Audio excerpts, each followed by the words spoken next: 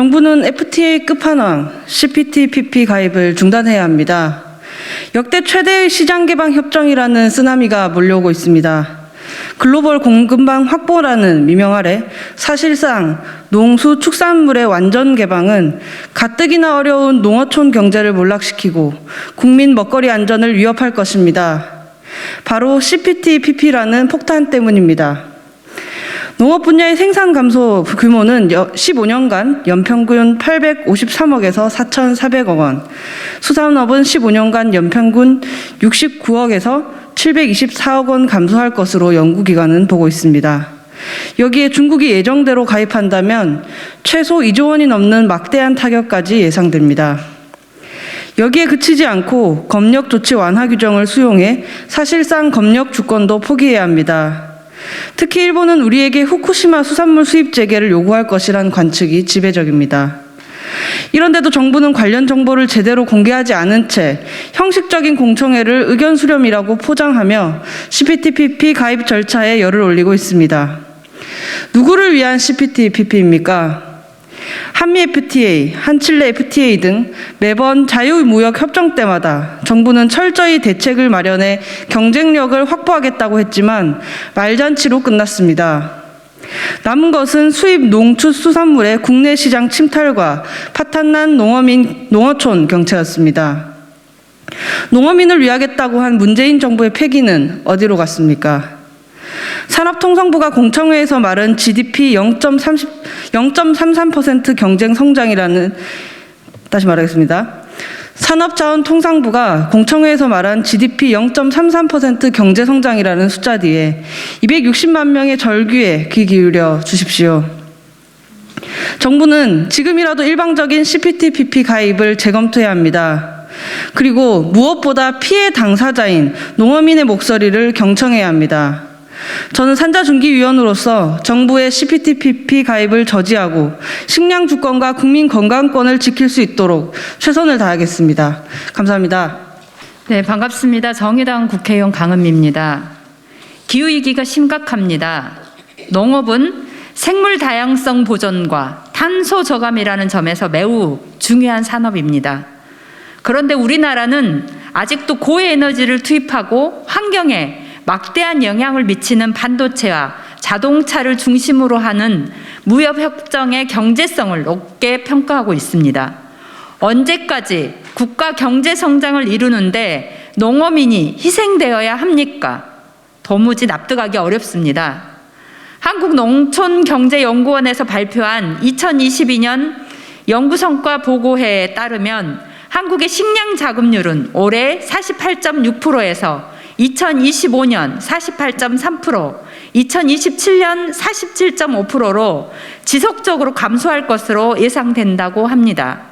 정부는 CPTPP 가입이 아니라 식량 자급률 감소를 해결하기 위한 식량 안보 대책부터 조속히 마련해야 합니다. 지난 한미 FTA 협상에서 정부는 농어민 보상을 약속했지만 농촌 소득이 도시 소득의 3분의 2 정도의 상황입니다. 이번 CPTPP 가입 논의에서도 정부는 농업 부분의 피해의 특단의 대책이라고만 밝히며 구체적인 피해 금액과 대안 마련조차도 없이 가입을 추진하고 있습니다. 정부는 당사자인 농어민과 협의를 먼저 진행해야 합니다. 과거 한미 FTA를 또다시 반복하는 정부의 졸속 CPTPP 가입 추진을 중단하십시오. 그리고 식량 자급률 제고를 위한 선진국 수준의 식량 안보 대책을 조속히 마련할 것을 촉구합니다. 국회 환경노동위원회 소속으로서 앞으로 정의당 류여정 의원 그리고 농어민 먹거리위원회 박웅두 위원장과 함께 정부의 졸속 CPTPP 추진을 저지하고 농어민 피해를 최소화하는 데 최선을 다하겠습니다. 농어민 단체와 지속적으로 연대하겠습니다. 감사합니다. 기자회견문. 국민 먹거리 안전과 농업인의 삶을 위협하는 CPTPP 가입 논의는 중단되어야 한다. 계획재정부는 15일 열린 대외경제 장관 회의에서 포괄적, 점진적 한태평양 경제 동반자 협정 가입 추진 계획을 의결했다고 밝혔다. 또한 CPTPP 가입 신청과 관련해 그간 각계의 의견을 수렴하고 경제적 효과를 분석한 내용을 토대로 추진 계획을 마련했다고 밝혔다. 그러나 이번 협정의 가입에 있어서 진행된 공청회 등의 절차는 형식적이었으며 가장 큰 피해가 예상되는 농어업의 피해에 대해서는 제대로 산정되지도 않은 채 졸속적으로 추진되고 있을 뿐이다. CPTPP는 전 세계 국내 총 생산의 13%, 교역액의 15%를 차지하는 거대 자유무역 협정이다. 회원국으로는 농축수산업이 우수한 칠레와 호주, 뉴질랜드, 일본 등이 참여하고 있다. 중국도 가입 논의를 시작했다는 보도가 이어지고 있다.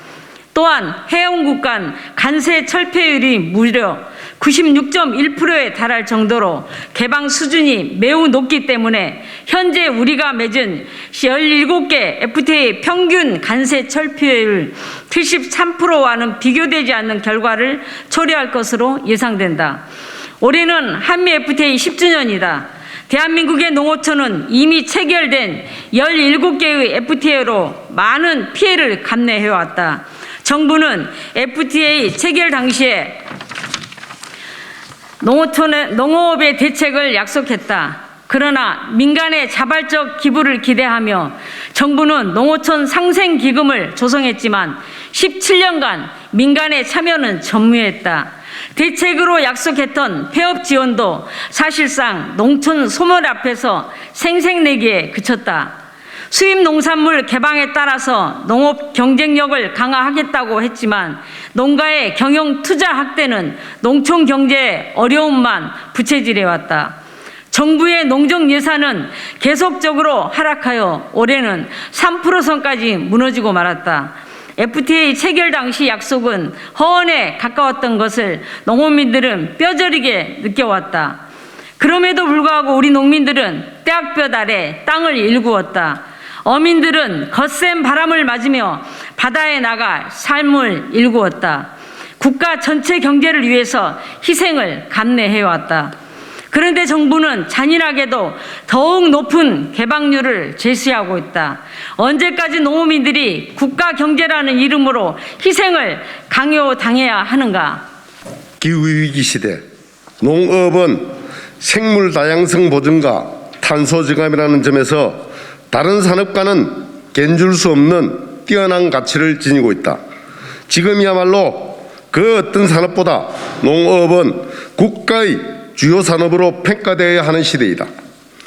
그런데 아직도 고에너지를 투입하고 환경에 막대한 영향을 미치는 반도체와 자동차를 중심으로 협상을 이끄는 정부의 자세는 매우 구진적이다. 선도적인 국가라면 농업을 최우선 산업으로 여기고 농업을 우선해 놓고 무역 협상을 시작해야 한다.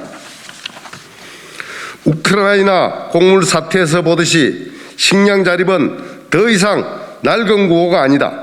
요소수 대란을 겪으면서 무역依存이 얼마나 무서운 것인지를 우리 국민은 이미 경험했다. 식량 자립을 어떻게 이룰 것인지 묻지 않을 수 없다. 또한 수산자원의 보호는 수산업의 지속 가능성을 위해 중요한 과제임이 틀림없다. 하지만 정의로운 전환은 농업과 수산업에도 예외가 되어서는 안 된다. 어민들에게 그 책임이 모두 지워지는 방식은 정의롭지 못하며 정부가 주도하는 협정이기에 정부는 더욱 충분한 대책을 마련해야 한다. 그러나 정부는 특단의 대책만을 이야기하고 있다. 또한 아직 가입 단계일 뿐이라며 구체적인 대책에 대해서는 추후 논의해 나가겠다고 하고 있다. 하지만 이번 협정은 유예기간이 없는 가입 즉시 관세가 철폐된다. 지금 세부적인 사항을 검토해도 너무 늦을지도 모른다. 정부는 이번 협정을 단순히 국가 경제라는 차원이 아닌 국민의 식량 주권, 먹거리 안전이라는 차원에서 고민해야 한다. 피해를 입는 것은 우리 농민뿐만이 아니라 전 국민의 밥상인 것이다. 이번 협정의 SPS 규범에는 투명성 강화 의무가 들어있다. 이는 농식품의 검역 조치가 해지될 가능성을 의미한다. 검역 주권에 대한 위협이자 먹거리 안전에 대한 위협이다.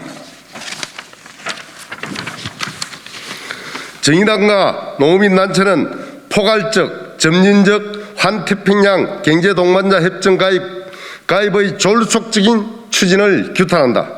또한 가입 논의를 지금 당장이라도 중단하고 농어민들과 함께 충분한 소통을 통해 대책을 마련한 뒤에 가입에 대한 논의를 시작할 것을 요구한다.